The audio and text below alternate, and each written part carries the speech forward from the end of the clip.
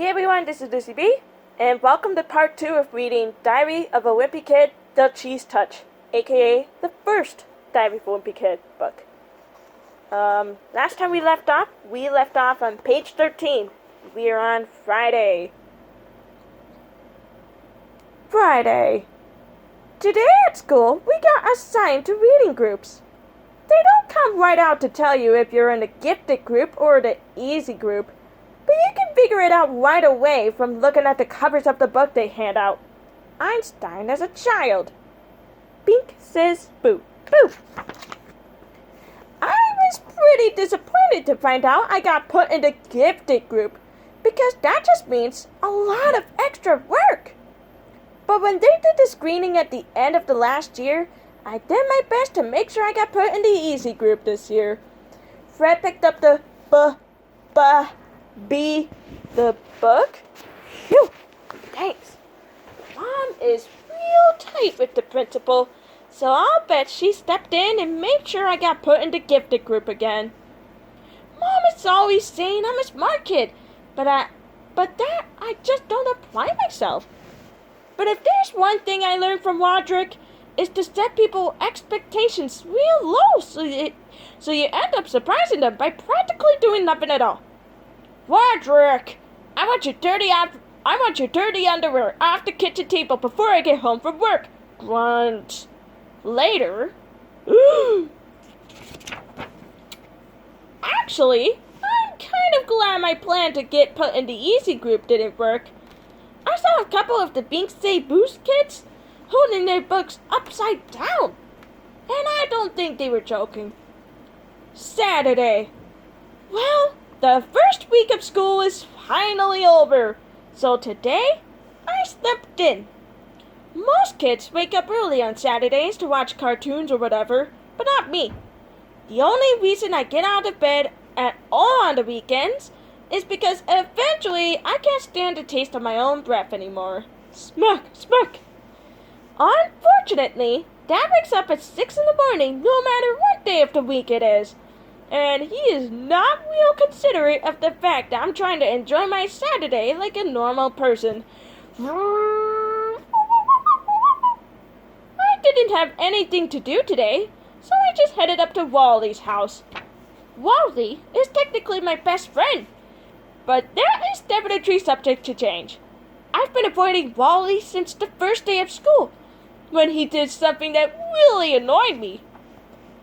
We were getting our stuff from our lockers at the end of the day, and Wally came up to me and said, "Want to come over to my house and play?" I have told Wally at least 1,000,000,000 times that now that we're in middle school, you're supposed to say hang out and not play. But no matter how many noogies I give him, he always forgets the next time. I've been trying to be a lot more careful about my image ever since I got to middle school, but having Wally around is definitely not helping. I met Wally a few years ago when he moved to our neighborhood. His mom brought him this book called How to Make New Friends in New Places. And he came to my house trying all these dumb gimmicks. Knock, knock, huh? Thermos, excuse me? There must be some way to tickle your funny bones. Say what? I guess I kind of felt sorry for Wally, and I decided to take him under my wing. It's been great having him around, mostly because I get to use all the tricks Roderick pulled on me. Did you know that if your hand is bigger than your face, it's a sign of low intelligence? Really? Ha! Gotcha! Whap! Let me check again. But do I have low intelligence? Monday. You know how I said I play all sorts of pranks on Wally? Well, I have a little brother named Manny, and I could never get away with pulling any of that stuff on him. Mom and Dad protect Manny like he's a prince or something, and he never gets in trouble, even if he really deserves it. Yesterday, Manny drew a self-portrait on my bedroom door in permanent marker. I thought Mom and Dad were really going to let him have it, but as per usual, I was wrong. Aww. most about Manny is the nickname he has for me. When he was a baby, he couldn't pronounce brother, so he started calling me Bubby. And he still calls me that now, even though I keep trying to get Mom and Dad to make him stop. Luckily, none of my friends have found out yet, but believe me, I have had some really close calls. Hey, this one says it's to Bubby. Must be a mistake. Toss. Mom makes me help Manny get ready for school in the morning. After I make Manny his breakfast, he carries his cereal bowl into the family room and sits on his plastic potty. C is for Cookie, and Cookie is for me. Ha ha! And when it's time for him to go to daycare, he gets up and dumps whatever he doesn't eat right in the toilet. Mommy's always getting on me about not finishing my breakfast. But if she had to scrape cornflakes out of the bottom of a plastic potty every morning, she wouldn't have much of an appetite either. Tuesday. I didn't know if I mentioned this before, but I am super good at video games. I'll bet I could beat anyone in my grade head to head. Unfortunately, Dad does not exactly appreciate my skills. He's always getting on me about going out and doing something active.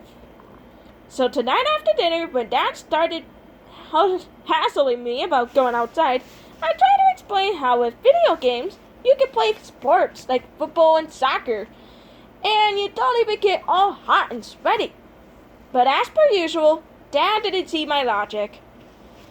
Dad is a pretty smart guy in general, but when it comes to a common sense, sometimes I wonder about him. Slam!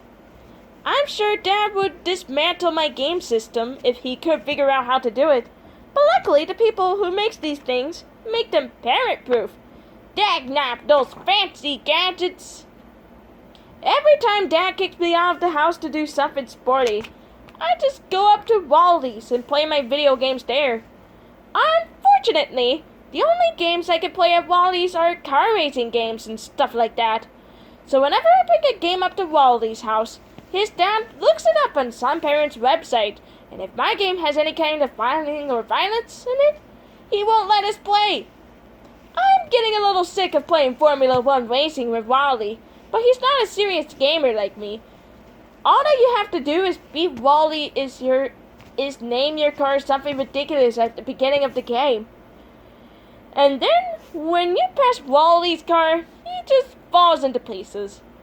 Full fart ahead, blah! Anyways, after I got done mopping the floor with Wally today, I headed home. I ran for the neighbor's sprinklers a couple times to make it look like I was all ready.